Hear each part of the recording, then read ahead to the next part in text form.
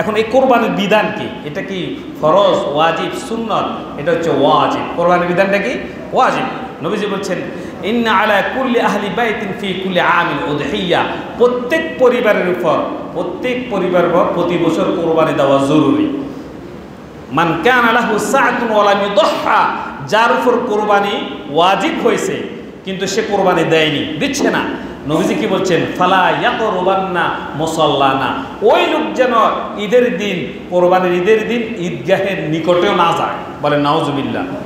যার উপর কোরবানি ওয়াজিব কিন্তু সে করে নাই, টাকা খরচ হয়ে যাবে, সে করে নাই, হ্যাঁ গোস্ত অন্যকে বন্টন করে দিয়ে ফেলতে হবে, তা আমার লাভ পেয়ে সে করে নাই, ইচ্ছা অনিচ্ছায় যে ব্যক্তি কোরবানি ফরজ হওয়ার পরও করে নাই, নবীজি বলছেন ঈদগাহে সে যেন ঈদের দিন, ঈদগাহে তো নয়, ঈদগাহের নিকটেও যেন না যায়। একটা সতর্ক বার্তা দেওয়া আছে। এই জন্য কোরবানি যাদের উপর হয়েছে ওয়াজিব, যাদের উপর হয়েছে অবশ্যই দিতে হবে। কোরবানি কাদের উপর ওয়াজিব? জিলহাজ মাসের 10, 11, 12 3 দিন। কয় দিন? 3 দিন। কোরবানির জন্য নিসাব 1 বছর সত্য নয়, 3 দিন যদি কারো কাছে নিসাব পরিমাণ সম্পদ থাকে, 10 তারিখ, 11 তারিখ, 12 তারিখ জিলহাজ মাসের 3 দিন, তাহলে তার উপর কোরবানি ওয়াজিব। এখন নিসাবটা আমরা তো অনেকে বুঝবো না। এখানে 52.5 তোলা রূপা, 7.5 ভরি স্বর্ণ, 52 ভরি রূপা, ওইটার বর্তমান বাজার মূল্য তত যদি 3 দিন কারো কাছে থাকে, তাহলে তার উপর কি ওয়াজিব? কোরবানি ওয়াজিব। প্রথম দিন নাই, দ্বিতীয় দিন এসছে, দ্বিতীয় দিন তাকে কোরবানি দিতে হবে। প্রথম 2 দিন তার কাছে কোনো টাকাই নাই, লাস্টের দিন তৃতীয় দিন তার কাছে নেশাব পরিমাণ সম্পদ চলে আসছে, তৃতীয় দিন তাকে কোরবানি দিতে হবে সূর্য ডুবার আগে। সুবহানাল্লাহ বলেন। কোরবানির বিধান যাদের উপরে কোরবানি ওয়াজিব, নেশাব পরিমাণ সম্পদ যদি শুধুমাত্র জিলহজ মাসে 10, 11, 12 এই 3 দিন থাকে, তাহলে কোরবানি দিতে হবে। টাকার মধ্যে আমরা চলে আসি, কমসে কম 20 থেকে 30 বা 30 থেকে 50 হাজার টাকা কারো কাছে খাই লইয়া 3 দিনের মধ্যে যদি বেঁচে থাকে, অতিরিক্ত অপশনাল এক্সট্রা খরচ পাতি বাদে 20,000 টাকা আছে, তার উপর কোরবানি দিতে হবে। কারণ ছাগল একটা কিন্তু 20,000 টাকা নয়, ছাগল একটা, খাসি একটা 10, 12, 15 হাজার টাকার মধ্যে পাওয়া যায়, তাহলে তার উপর কোরবানি ওয়াজিব। তা আমরা তো খবর নেই, আমরা শুধু বান্ডারার গোস্ত খামো। কারণ আজকাল যারা কোরবান দেয় তাদের অত মাংস হয় না, যারা কোরবান দেয় না তাদের মাংস সবচেয়ে বেশি হয়, ঠিক কিনা বলুন? বেশি মাংসের আশায় অনেকে কোরবান দেয় না, এরা গরিবের হক খাচ্ছে। এরা কি খাচ্ছে? গরিবের হক খাচ্ছে। এই জন্য তাকে কিয়ামতের ময়দানে জুলুমের কাতারে আল্লাহ দাঁড় করাবেন। তোমার সাধ্য ছিল, তোমার সক্ষমতা ছিল কোরবানি দেওয়ার, সব কিছু বাদ দিয়ে অতিরিক্ত সম্পদ তোমার কাছে ছিল, যেটা দিলে তুমি একটা পশু জবাই করতে পারো, কোরবানি দিতে পারো, তুমি দিলে না। কোরবানি বান্ডারা খাওয়ার আশায় তোমাকে জালেমের কাতারে দাঁড় করানো হবে। বলে নাউজুবিল্লাহ। এই জন্য কোরবানি যার উপর ওয়াজিব তাকে দিতে হবে, এটা ওয়াজিব। কোরবানি কয়টা পশু জরুরি, কয়টা দিতে হবে, অর্থাৎ কোরবানি দিতে হবে কয়টা পশু? কি 2, 3, 4, 5টা? না 2টা, না একটা হওয়া জরুরি, একাধিক হওয়া কিন্তু জরুরি নয়। নবী করিম সাল্লাল্লাহু আলাইহি সাল্লাম পবিত্র মদিনায় 10 বছর তিনি ছিলেন। 10 বছরে প্রতি বছর তিনি কোরবানি দিয়েছেন। 2টা জন্তু, সুন্দর হৃষ্টপুষ্ট দুম্বা তিনি কোরবানি দিয়েছেন। আমাদের নবী মুহাম্মদ রাসূলুল্লাহ সাল্লাল্লাহু আলাইহি সাল্লাম একটা দিয়েছেন উনি ওনার পরিবারের পক্ষ থেকে নিজের হয়ে, আরেকটা দিয়েছেন সমস্ত তাওহীদবাদী উম্মতের পক্ষ থেকে। সুবহানাল্লাহ। নবীজি আমাদের পক্ষ থেকে কোরবানি দিয়েছেন, তিনি 2টো দিয়েছেন। তবে কোরবানির পশু 2টা হওয়া জরুরি নয়, একটা হলেও চলবে। হ্যাঁ, কেউ যদি বলে আমার তো সম্পদ আছে, আমি আরেকটা গরু আলাদা দিব। অনেকে গরু খায় না, ছাগল খায়, অনেকে খাসি খায় না, গরুর মাংস কোরবানি দেয়, 100 গরু দেয়, আবার ছাগল দেয়, বিভিন্নভাবে দেয় না। এটা যদি আল্লাহ সন্তুষ্টির জন্য তার প্রয়োজনে নিরিখে দেয়, কোনো সমস্যা নাই। লোক দেখানোর জন্য একাধিক পশু কোরবানি করা, আমাকে এত পয়সার মালিক, একটা দিলে কেমন হয়, 100 দিলে কেমন লাগে, সবাই কি বলবে, আমি আরেকটা গরু দিব, মানুষ বুঝুক আমি 2টা কোরবানি দিছি, তাহলে তার জন্য এটা কোরবানি কবুল হবে না, এটা লোক দেখানো হবে। এমনিতেই একটা পশু হলেও যথেষ্ট, একাধিক হওয়া জরুরি নয়। তবে কেউ যদি গরিবদেরকে কিছু গোশত বিতরণের জন্য, তারও অর্থ সম্পদ আছে, আল্লাহ সন্তুষ্টির জন্য একাধিক পশু কোরবান দেয়, তাহলে কোনো সমস্যা নেই। কোরবানির সময়সীমা কতদিন, কয়দিন পর্যন্ত কোরবানি করা যাবে? কোরবানির সময়সীমা হচ্ছে 3 দিন। কয়দিন? 3 দিন। জিলহাজ মাসের 10, 11, 12। জিলহাজ মাসের 10, 11, 12 আরবি। জিলহাজ মাসের 10 তারিখ সকালবেলা থেকে 12 তারিখ সূর্যাস্তের আগ পর্যন্ত কোরবানি দেওয়া যাবে, তাহলে 3 দিন। তবে প্রথম দিনে ঈদের নামাজের পরে কোরবানি করা উত্তম।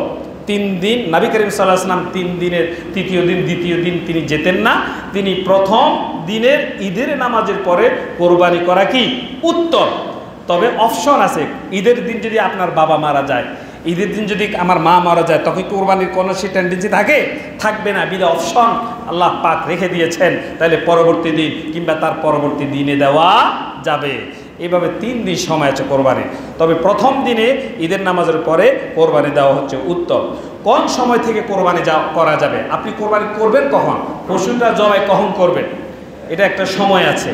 যে এলাকায় পশু জবাই করা হবে, যে এলাকায় পশু জবাই করা হবে, ওই এলাকায় ঈদের জামাত শেষ হলে পরে তারপরে পশু জবাই করতে হবে। অন্য এলাকায় ঈদের জামাত শেষ, আপনি এসে পশু জবাই করে ফেলছেন, তাহলে আপনার কোরবানি হবে না, বাতিল হয়ে যাবে। এই যেখানে গরু আছে ওই এলাকায় যদি ঈদের জামাত শেষ হয়ে যায়, তাহলে ঈদের নামাজের পরে এসে তার ওখানে পশু জবাই করতে হবে। রাতে কি কোরবানি করা যাবে?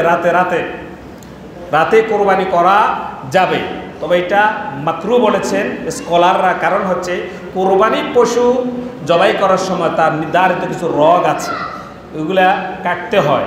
এখন রাতে যদি অন্ধকার থাকে, তাহলে কোনো কারণ যদি এগুলো কাটা না যায়, তাহলে তো কোরবানিটা যথাযথভাবে হবে না, বিধায়টা অপছন্দনীয় বলেছেন। তবে যদি রাত্রে যদি পর্যাপ্ত পরিমাণ আলোর ব্যবস্থা থাকে, লাইটিংয়ের ব্যবস্থা থাকে, যে কোনো সমস্যা নেই দেখতে, তাহলে রাতেও কোরবানি করা যাবে, কোনো সমস্যা নেই। 2 রাত, জিলহাজ মাসের 10 আর 11 তারিখ রাত্রে, 12 তারিখ সূর্যাস্তের আগে কোরবানির সময় শেষ, সূর্যাস্তের পরে দিলে কোরবানি হবে না, এই 2 রাত মাত্র। তাহলে রাতে কোরবানি করা যাবে যদি পর্যাপ্ত কি থাকে, আলোর ব্যবস্থা থাকে। কোন কোন পশু দ্বারা কোরবানি করা যাবে? সব পশু দ্বারা কোরবানি করা যাবে না। হাঁস দিয়ে কোরবানি দিলে হবে, মুরগি দিলে হবে, রাজহাঁস, বড় একটা রাজহাঁস দিয়ে কোরবানি দিলাম বিসমিল্লাহ আল্লাহু আকবার, তাহলে কোরবানি হবে না। এটা এমনি জবাই করা হবে, গোশত গাওয়া হবে, কোরবানি হবে না। এটা নির্ধারিত পশু, নির্ধারিত ব্যক্তি, নির্দিষ্ট সময় আল্লাহর নাম নিয়ে জবাই করাকে কি বলে? কোরবান বলে। নির্ধারিত পশু আছে 6 প্রকারের পশু, গৃহপালিত পশু। বড় পশুদের মধ্যে হচ্ছে 3টা, ওট, মহিষ, গরু। কয়টা? 3টা। বলেন, ওট, মহিষ, গরু। আর ছোটোর মধ্যে 3টা, ছাগল, ভেড়া, দুম্বা। দুম্বা, ভেড়া, ছাগল। কয়টা হয়েছে মোট? 6টা। এই 6 প্রকারের জন্তু দিয়ে, পশু দিয়ে কোরবানি করা জায়েজ। এছাড়া কেউ যদি বলে আমি হরিণ দিয়ে দিয়ে দিলাম, তাহলে কোরবানি হবে না।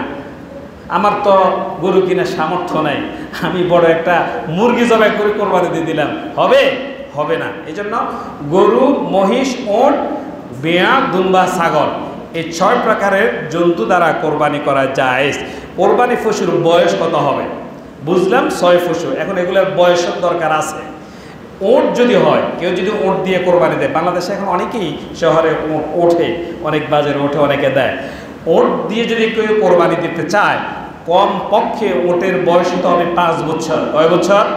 5 বছর লাগবে। 5 বছরের নিচে যদি হয়, তাহলে কোরবানি হবে না, এটা এমনি জবাই করে খাওয়া যাবে। ওটের ক্ষেত্রে কয় বছর এসে? 5। গরু আর মহিষ কেউ যদি কোরবানি দেয়, তাহলে কম পক্ষে বয়স হতে হবে 2 বছর। কয় বছর? আমরা একটু দুরূদ পড়ি, সুবহানাল্লাহ, আলহামদুলিল্লাহ, লা ইলাহা ইল্লাল্লাহ, সুবহানাল্লাহ।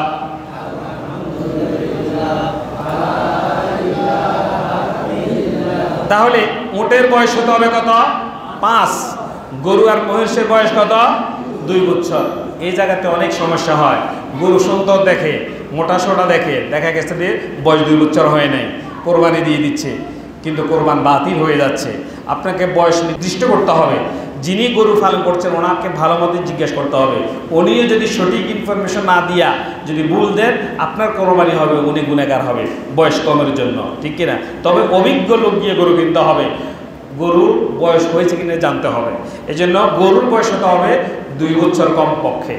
আর ভেড়া, ছাগল, দুম্বা এগুলো হতে হবে কমপক্ষে 1 বছর। কয় বছর? 1 বছর। 1 বছর ছাগলের বয়স হলেই আপনি কি করতে পারবেন? কোরবানি দিতে পারবেন। তবে বেড়া আর দুম্বা যদি 6 মাস বয়স কিন্তু দেখতে 1 বছরের মতো দেখা যায়, বেড়া আর দুম্বা, তাহলে তাকেও কোরবানি করা যাবে। তবে ছাগল হইতে হবে 1 বছর। ছাগল কয় বছর?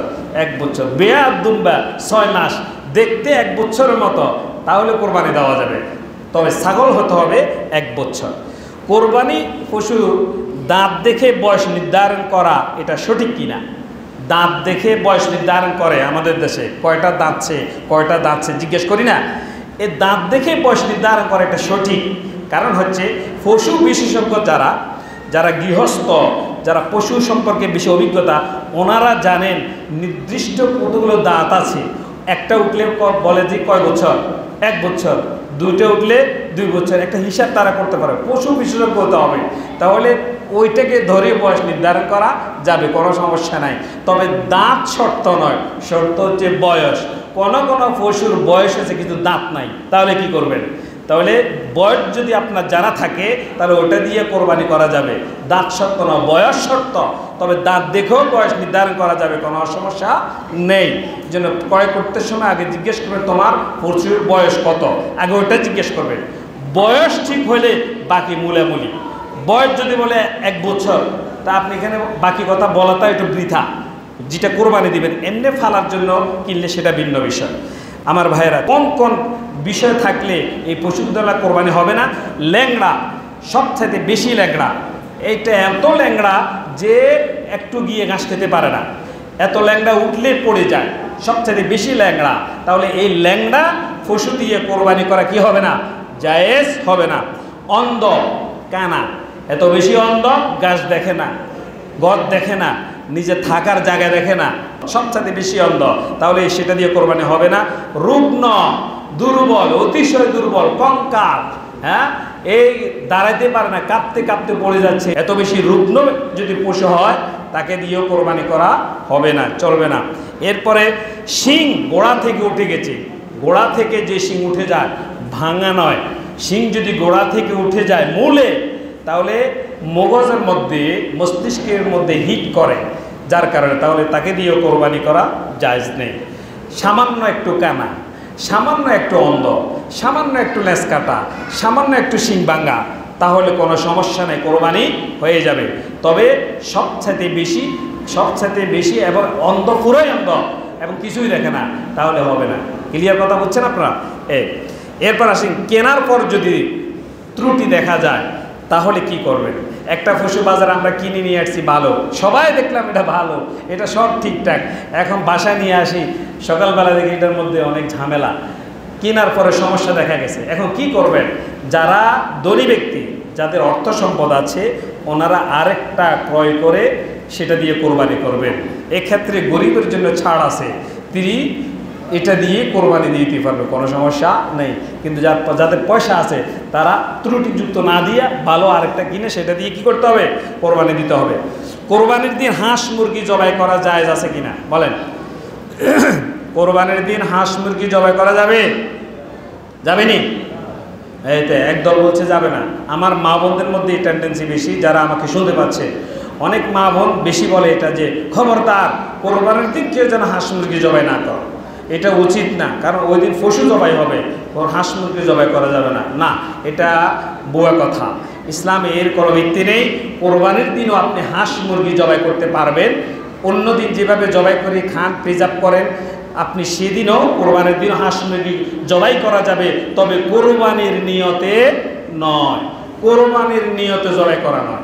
এমনি আপনি জবাই করে খাওয়ার জন্য কোরবানির দিনও হাঁস মুরগি জবাই করা যাবে, কোনো সমস্যা নাই, কোরবানির নিয়ত করা যাবে না। কোরবানির পশু দেখাইয়া প্রদর্শন করে বেড়ানো জায়েজ আছে কিনা? এটা সবাই জানলে জায়েজ নেই। কোরবানি একটা পশু কিনলাম, গলার মালা লাগাইয়া পাড়ায় পাড়ায় এটাকে ঘুরাইয়া দেখাইয়া বেড়ানো, এটা উচিত না। এটা লোক প্রদর্শন হয়ে যায়, হ্যাঁ, লোক দেখানো হয়ে যায়। এটা কার? অমুকের, কত, এত কমছে, জিতছে, হাঁটছে, কত ধরনের মন্তব্য চলে আসে, দেখি না? এই জন্য এত মন্তব্যর পথে না গিয়ে মানুষকে দেখানোর জন্য না গিয়ে কাকে দেখানোর জন্য হতে হবে? আল্লাহকে দেখানোর জন্য আমি এটা কিনেছি, এটা নিজের বাসা বাড়িতে আপনি রেখে দেবেন। গলার মধ্যে হাল লাগাইয়া একটা সাইনবোর্ড লাগাইয়া এটাকে দেওয়ার কোনো দেখানোর কোনো দরকার নাই। এটাতে সবের জায়গায় আরও গুনাহ হবে বেশি। এরপরে আপনার কোরবানির পশু কেনার পর অথবা জবাই করার পর সেলফি তুলে মোবাইল দিয়ে ফেসবুকে আপলোড দেওয়া যাবে কি না? এটা আমরা যখন জবাই করি অনেকে ছবি উঠায়, ছেলে বিদেশে আছে তাকে দেখায়, তার জন্য পাঠায়। এটা উচিত না, এটা জঘন্যতম গুনাহের কাজ। এটা একটা ইবাদত। এটা কি? এটা ইবাদত। কোরবানি পশুটা জবাই শুধু জবাই না, এটা শুরু থেকে শেষ পর্যন্ত ইবাদতের নিয়ে থাকতে হবে। তাহলেই না আপনার প্রতি ফোঁটা রক্ত জমিনে পড়া আগে গুনাহ মাপ হবে।